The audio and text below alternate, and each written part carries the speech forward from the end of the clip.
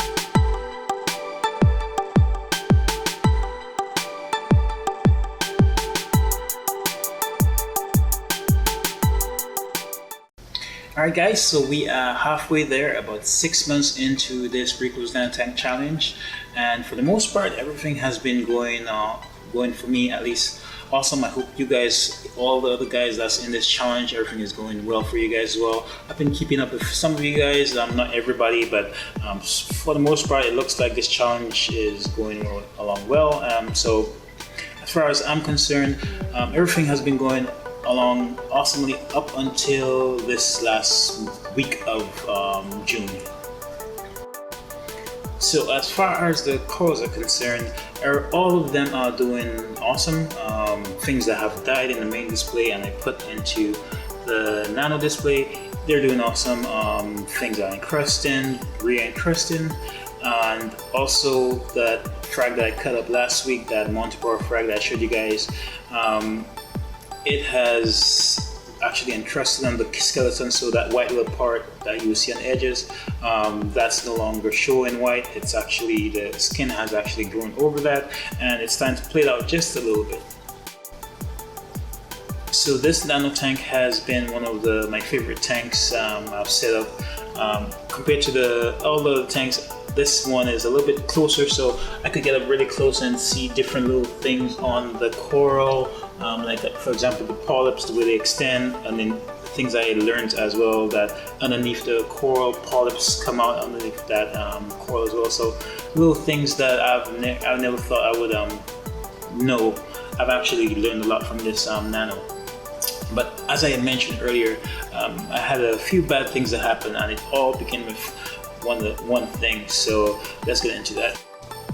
Alright guys, so like I mentioned earlier, there's one problem that I had, and it's almost like a snowball effect, where a snowball is rolling downhill and just gets bigger and bigger. So that main problem was with this force band reactor that I had. Originally it's a force band reactor. It's not designed for what I implemented it as. I use it as a Cheeto reactor. It's beginning to crack, so that is totally my fault. It wasn't designed for that. And then the power supply I had that was powering the lights on there was about 24 watts, so it was a little bit higher, and that the acrylic is not strong enough to handle that. So that was my fault. But one problem I've always had with this one was the seal on this never really sealed properly. And I used to run this as my one of the reactors on the main display, and I had to run it inside because it always leaked. Now for this nano, what I try to do, I put some Teflon tape around it, and the seal or the rubber O-ring that was in here never really fit well, so I had to put one of, it's basically a piece of rubber. I cut it into circular right size, and it fit right in there, and I drilled a hole so that way I could have a seal. But after the last maintenance I usually do, which is clean out and change out or remove, harvest some of the Cheeto that's in here and reset it, and then do a water change. After that, it just won't seal back even with this little hack that I put in there. So I had to take it off the system. And because I took it off the system, it basically kind of shocked the system, not in a bad way to hurt any coral, but this system is a low nutrient system. And for a good example of this is my the main display. As you can see, this is bright red, high in nitrates, and this test was done 2.5 hours ago. And this is a test from the nano tank. As you guys can see, the nitrates are undetectable. Like this is bright red, this is basically yellow. So it's basically undetectable. Even the phosphates as well, that's undetectable. Only thing I can test are like the magnesium, alkalinity, all that. All of those are in check except that my pH is at 7.8, which I've always kept. Even the main display and every tank that I've had has always been at 7.8, so I never really tried to get it at 8 point anything, just left it at 7.8, and that's what really kept everything the way it's supposed to. So because I removed that chitty reactor on a low nutrient system, I developed dinoflagellates. I think it is dinoflagellates, I'm not 100% sure, but it's this really stringy brown stuff, and it's not on the sand bed, but it's only on the rocks. Some parts on the rocks are short, but with that bubble that's coming off the that brown algae looking thing, and some of it is really long and stringy, and at the top of the tank is really thick with those bubbles at the top. So I think it's dino. There are 3 other things it could be, but I don't have a microscope to actually identify it properly. So I may be getting one of those microscopes off Amazon or something, or if I could see or get one secondhand, then I could actually try to identify it myself, or if I could find somebody that's in my area that has a microscope and that can identify it for me. So I'll do that. But for now, I think it's dinoflagellates.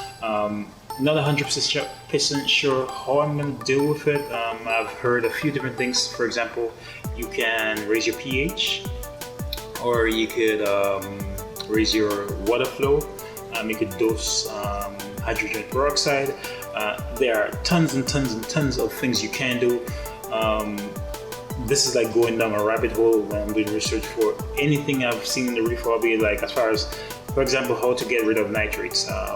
They would say do higher water changes, lower your nutrients, and keep up your water change at a biopellet reactor or something like that. The flagellants, the amount of answers you could get how to fix it, it's mind-boggling. So I just gotta take my time and do proper research and find out what's the best course of action. I don't want to do anything too crazy to shock the system, because this is my first reef tank that actually is thriving per se. So I want to make sure I do something proper and have the best results. I don't want to go and do something and then fail at it or make it worse. For example, whilst I was doing my research, I was looking at Reef Bum TV. If you guys aren't subscribed, you should go and check Reef Bum's channel, where he said he did all the different treatments, and it seemed to get worse to the point where he had to shut his entire system down and restart it. And even then, the dino still came back, but he eventually found a way of doing it with actually his algae scrubber or chilled reactor, which I took off. So I may have to put the chilled reactor back on with a different canister filter, or get a UV sterilizer. I've been looking at those. I do have actual canister filter that has a UV built in, a 9 watt UV, and I think it should be okay. But the problem is we can't put canister filters in this nano challenge. So if any of the Georges are watching, comment down below if it's okay for me to put that canister filter just for this reason, just for the dinos only. But if not, I'll have to maybe get one of those internal UV sterilizer or hang-on back UV sterilizers just for this, and then maybe transfer it over later on. So for the most part, the dino hasn't been killing any of the corals per se. It looks really bad under the white lights, but once the blue lights come on, you could still see all the colors of the coral. So that makes me know for now it's not as bad as it could be. Where I know that dino turns into red tide, and I've seen the red tide where it actually devastates the entire coral reef, everything that's coral, fish, inverts, everything dies when the red tide comes in. So hopefully I could get this done before it gets too bad, or maybe I don't have dyno. I have one of the 3 that I listed earlier, but I just need to get this taken care of. It doesn't affect anything for now, but it will have a bit of an eyesore. So it doesn't matter how much times I clean the glass or I blow them out, it still appears the next day or even a couple hours. For example, I went to Home Depot to get some 2x4s for a new project that I'm working on. I did blow the tank just to see. Stood a couple hours, me and my wife at Home Depot, came back, and it's already showed itself back into that nano. So I think besides just it being what it is, I have no way of actually exporting it fast enough. With the hang-on back chiller reactor I had, at least there was a way it was actually being filtered really quickly. The hang-on back filter protein skimmer combo I have doesn't filter enough water fast enough. It filters the water just enough to where it can clean the water and lower the nitrates and phosphates and stuff like that, but it's not working fast enough to as far as water turnover. So that's the next thing I may work on. So the pump that I used to, the Rio 600, I used to run that chill reactor. I do have it right now, just flowing through the tank, increasing flow. That's another way of getting rid of the dyno, is just letting that increasing your water flow. So I've tried that, but it didn't seem to work. But it's just one of the things I may have to just continue doing. So what I may do with that that pump is maybe do some kind of DIY filtration unit where I could probably a plastic bottle or something, where when I blow the rocks off, it will just suck the dynos up and put them into that filter floss, and then I could take that filter floss and dump it. So at least I have a way of removing it as fast as I blow it off the rocks. And I think that's the main thing for now, at least getting it out of the system. Even though it may repopulate faster, but I just need to get whatever is free floating filtered, and then I could toss it in the trash and keep doing that for a week or two. Alright, so another bad thing that is happening with the nano tank right now, and it's borderline has me worried. I'm not sure if it's because of the dynos, but the little sailfin tank that's in this nano is hiding right now. Usually it's always out swimming. It doesn't matter what I'm doing. It may run and hide for 5 seconds. If it sees me, it gets scared. But right now it's been hiding in this little rock area right here, and it's been doing that ever since I got home. I actually thought it was missing. I thought it would jump to something because I was looking everywhere, but it was hiding in that cave. So that's another thing that's kind of odd to me. It never really jumps.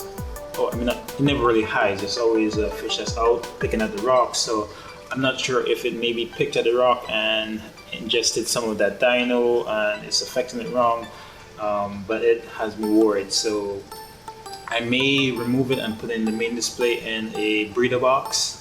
But I don't want to jump to anything. So I'm gonna leave it overnight just to see if it recovers. If not, I may put it in the main display or in the quarantine actually. That's probably why I should put it in the quarantine, just to alleviate whatever is going on with it, and then put it onto the main display till I figure out what's going on with this nano system.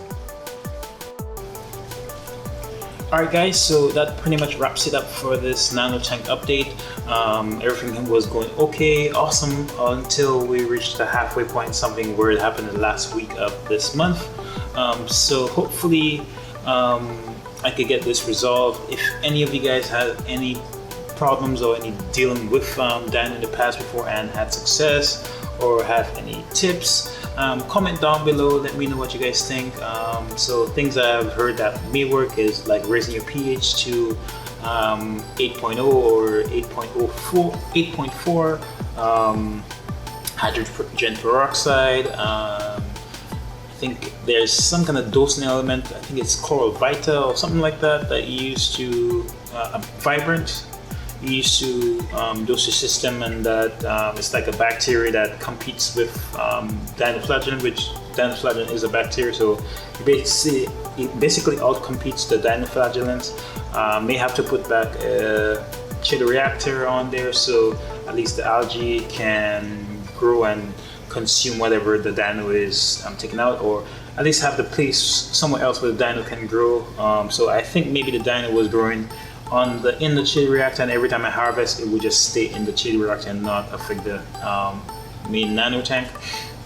And then there's a few little things that I could try, but if any of you guys have any experience with this, comment down below, let me know. This is my first experience dealing with dino. I'm gonna be doing a whole lot more research, seeing a way I could actually come up and get this done. I would like to at least get it done within a month or two. I don't want to rush it because I don't want to shock the system, but if I could get it done within a month or two, that'd be nice as well. Alright guys, so if you guys like this video, hit the like button, and if remember to subscribe, and I'll catch you guys in the next one.